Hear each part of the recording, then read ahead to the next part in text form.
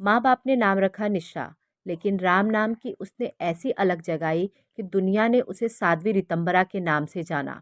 भक्तों की दीदी माँ साध्वी रितंबरा राम मंदिर आंदोलन के प्रमुख किरदारों में से एक हैं। ये साध्वी रितंबरा ही थी जिन्होंने कहा, हाँ हम हिंदू हैं, हिंदुस्तान हमारा है।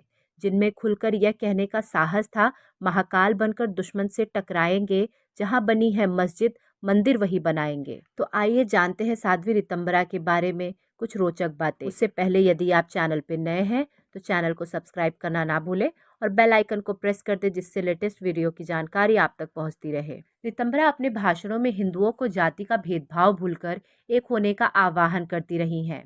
ऐसा वह सिर्फ किसी धार्मिक या राजनीतिक एजेंडे की वजह से नहीं करती हैं, बल्कि यह उनके जीवन की भी सच्चाई है। साध्वी रितंबरा का जन्म पंजाब के मंडी दौराहा गांव लुधियाना के एक गरीब परिवार में हुआ था।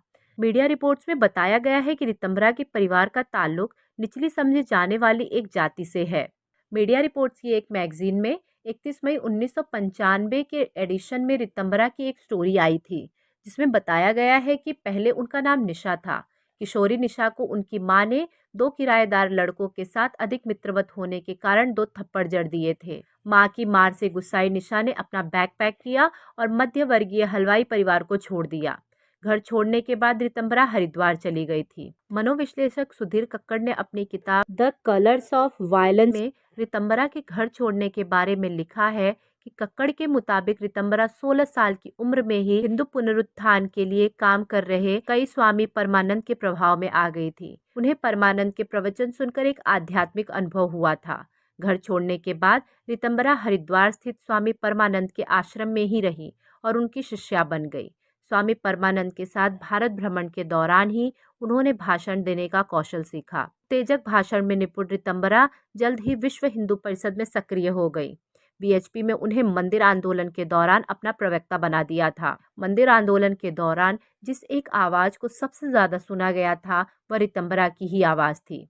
गली नुक्कड़ से लेकर मंदिरों और भाजपा की सभाओं तक में रितंबरा के भाषणों को भीड़ में उत्तेजना भरने के लिए सुनाया जाता था।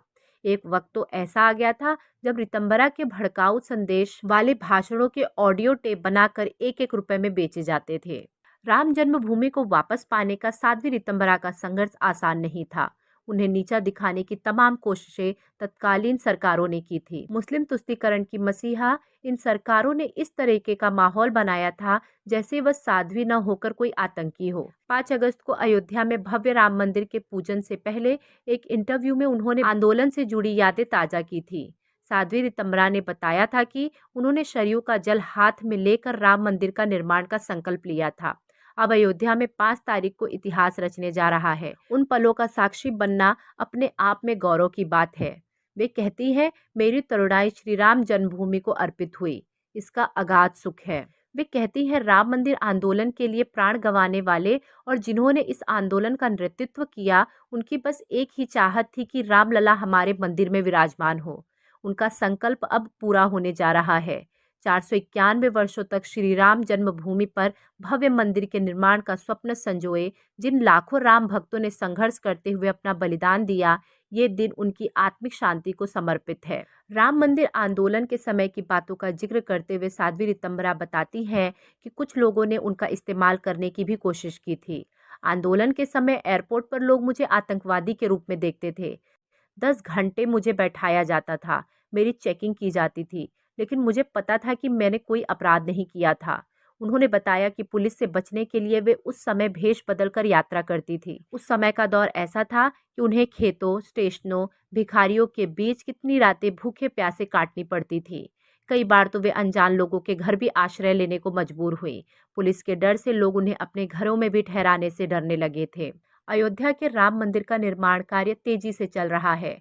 राम मंदिर का कामकाज देखने वाले श्री राम जन्मभूमि तीर्थ क्षेत्र ट्रस्ट के महासचिव चंपत राय ने बताया है कि 22 जनवरी 2024 को प्राण प्रतिष्ठा कार्यक्रम होनी है। इस बीच आम जनता में मंदिर आंदोलन के इतिहास और उसके नेताओं की चर्चा है। 1990 के दशक का राम जन्मभूमि आंदोलन का इतिहास उन औरतों की कहानी के बिना अधूरा है जो अपने तीखे भाषणों के जरिए प्रभावी नेता बनकर उभरी। साध्वी रितंबरा भी ऐसी ही एक नेता है, एक समय पर वह आंदोलन के प्रमुख चेहरों में से एक बन गई थी। माना जाता है कि रितंबरा जैसी महिला नेताओं की वजह से ही आंदोलन में बड़ी संख्या में हिंदू महिलाएं जुड़ी थी। अनुमान लगाया जाता है कि करीब 50,000 से ज्यादा हिंदू औरतें कार्य सेवा में शामिल हुई थी। साध्वी रितंबरा का वृंदावन में एक आश्रम है। यहाँ ऐसे बेसहारा लोगों को सहारा मिलता है जिनके पास अपना परिवार नहीं होता। 3 अलग अलग आयु वर्ग के लोग यहाँ होते हैं। पहला ग्रुप उन बच्चों का होता है जिनके माता पिता ने बेसहारा छोड़ दिया हो। दूसरी कैटेगरी में मिडिल एज की महिलाएं हैं और तीसरी श्रेणी में बुजुर्ग महिलाएं हैं जिन्हें उनके परिवार वालों ने बोझ समझकर निकाल दिया है। यहाँ सभी महिलाएं अलग अलग परिवार बना लेती हैं। साध्वी रितंबरा कहती हैं कि हर परिवार में 7 से 8 बच्चे होते हैं और कुछ मिडिल एज की महिलाएं और बुजुर्ग महिलाएं भी होती हैं। ऐसा इसलिए किया जाता है ताकि इन अनाथ और बेसहारा बच्चों को परिवार की कमी महसूस ना हो, महिलाओं को बच्चे मिल जाए और ममता मिल जाए। अपनी वात्सल्य ग्राम की पूरी परिकल्पना के माध्यम से वे भारतीय पारिवारिक व्यवस्था की सकारात्मक पर जनमानस का ध्यान आकर्षित कर उसका प्रसार करने का संपूर्ण प्रयास कर रही हैं। धन्यवाद।